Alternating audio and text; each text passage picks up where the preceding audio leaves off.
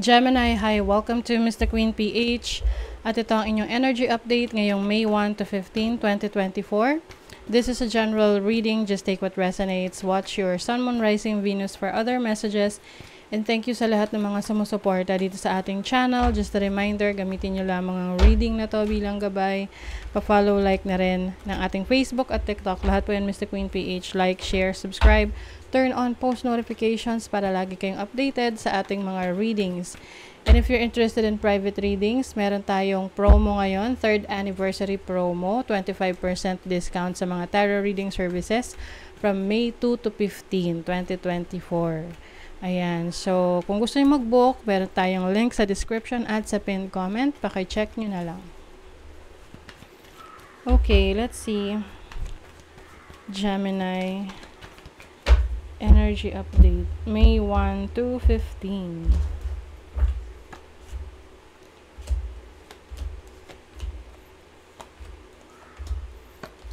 Okay, so your overall energy is the 4 of Cups. Merong dissatisfaction. Oo, parang hindi kayo masaya sa kung ano yung meron kayo ngayon. You may be focusing on things na maaring hindi kayo ganun ka fulfilled, pero hindi nyo na napapansin, meron palang offer sa inyo kasi nakafocus kayo sa kung ano lang yung meron kayo. So this is also being grateful for what you have, kasi sabi nga kapag daw grateful tayo, thankful tayo sa blessings na meron tayo, mas lalo tayong i-blessed. Okay, so maaring meron kang hindi napapansin na opportunity sa paligid mo. So, you have to focus your attention sa ibang bagay na kung saan mas magiging masaya ka. So, your challenge is the King of Cups. So, pwedeng magkaroon ka ng challenging situation with a water sign, Cancer, Scorpio, Pisces. This can be your partner, romantic partner, or a father figure in your life, can be your boss. Maaring meron siyang mga expectations towards you na hindi mo na-fulfill or vice versa. Meron kang expectations sa kanya na hindi mo na-fulfill. Maari ring merong parang hinanakit, no? I don't know kung sino tong taong to. Merong hinanakit sa'yo or ikaw yung may hinanakit sa kanya. Oo, but I think meron ditong hindi sasabi ng totoo niyang nararamdaman. So, your opportunity is the Knight of Swords. Marami kang oras at panahon para asikasuhin yung mga importanteng bagay sa buhay mo. Maaring meron kang kailangang mga kausapin. Ngayong first half ng May, meron kang kailangang asikasuhin, paperworks, kahit na medyo marami kang kailangang asikasuhin, meron kang opportunity na makumpleto mo yan, matapos mo yan. Yun nga lang syempre, no, pag nagmamadali naman tayo, prone siya sa pagkakamali. Pwede naman tayong maging mabilis kumilos, pero andun yung focus natin, yung attention natin, hindi tayo distracted. Oo. And then your blessing is the World. Some of you, meron kayong opportunity sa ibang bansa. So, pwedeng pagtatrabaho abroad or pagtira abroad. Maaring merong blessing ng business, international business, or online business. Some of you rin, meron kayong certain achievement. Pwedeng achievement sa career, sa business ninyo, or personal nyong achievement na magiging very proud of kayo. So, tingnan natin kung anong area of your life yan. 3rd house, sa inyong pag-aaral, or achievement nyo sa social media. So, yung mga content creators dyan, or someone na nagsishare ng kanilang knowledge and skills online, pwedeng ma-achieve nyo yung goal ninyo. Halimbawa, gusto nyo magkaroon ng 100,000 subscribers, or nakikita nyo may growth, no, sa inyong online platform. Yung iba naman pag-aaral yan. So, maaring meron kayong na-achieve sa school, may recognition sa inyo, sa galing, sa inyong performance sa school. And then, your money, career, finances, you have the Four of Swords and the Strength card. So, iba sa inyo, medyo magtitipid muna ngayon. Pwedeng, noong mga nakaraang buwan, medyo naging magastos kayo. May mga pinagkagastusan. Yung iba, may kinalaman sa kalusugan, no? Medical bills. Maaari ring meron kayong tinulungan na kamag-anak na nangangailangan. So, yung ibang rin ngayon, medyo nagdo-double time sa pagtatrabaho. Very busy. Yun nga lang, baka dumating dun sa point na makalimutan mo namang magpahinga.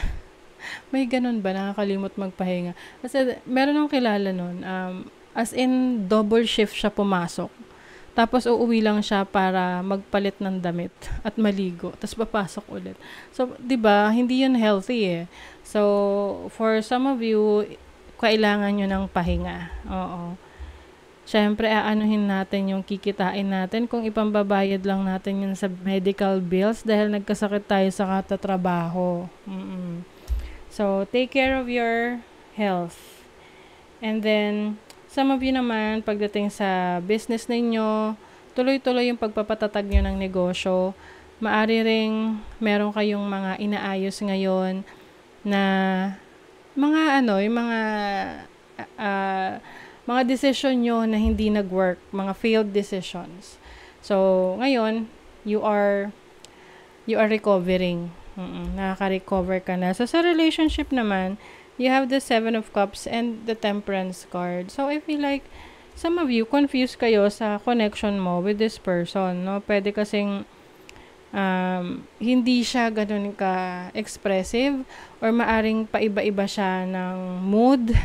Yung tipong may times na ang saya niyang kausap, nakakakilig, tapos biglang nananahimik, ganun. So, yung iba sa inyo, you might feel confused with a situation with someone, whether this is your romantic partner or a friend, may commitment man o wala. So, kailangan medyo maging patient ka dito sa person na to kasi pwedeng meron siyang personal niyang problema or issues na kinakaharap, no? So, siguro pag nag-open up siya, saka ka lang magbigay ng advice or saka mo lang i-bring up yung observation mo. Kasi I'm seeing someone who's very sensitive sa nararamdaman niya. Lalo na kung halimbawa hindi pa kayo masyadong magkakilala, hindi pa masyadong malalim yung pinagsamahan nyo, tapos gusto mo na tuloy alamin yung mga bagay na personal sa kanya. So, baka yun, no? Mag-back off. Mag-back out. Oo. So, if you are single naman, hindi ka makapili eh.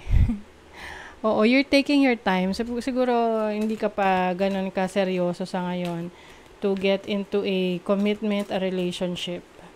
Although maraming may interest sa'yo, pero parang hindi mo sila pinapansin. Hindi mo pa nahahanap yung the one. Energy. Marami kang energy.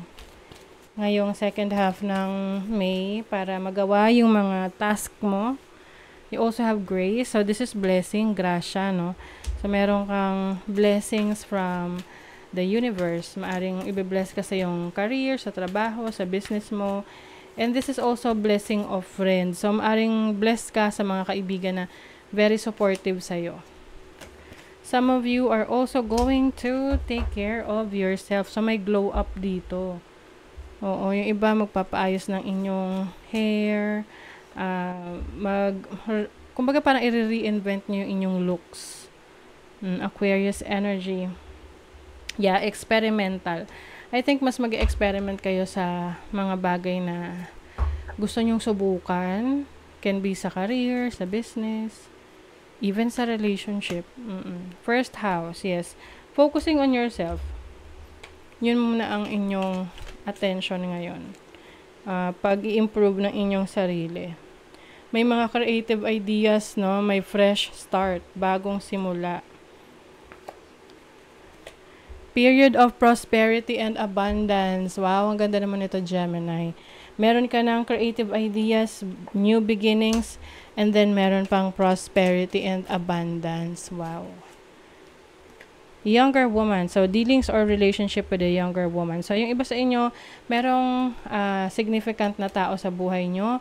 Mas bata sa inyo, babae na magiging importante sa inyo ngayong first half ng May. Pwedeng anak nyo to, kapatid, no? Okay? So, that is your reading, Gemini. Thank you so much. Bye!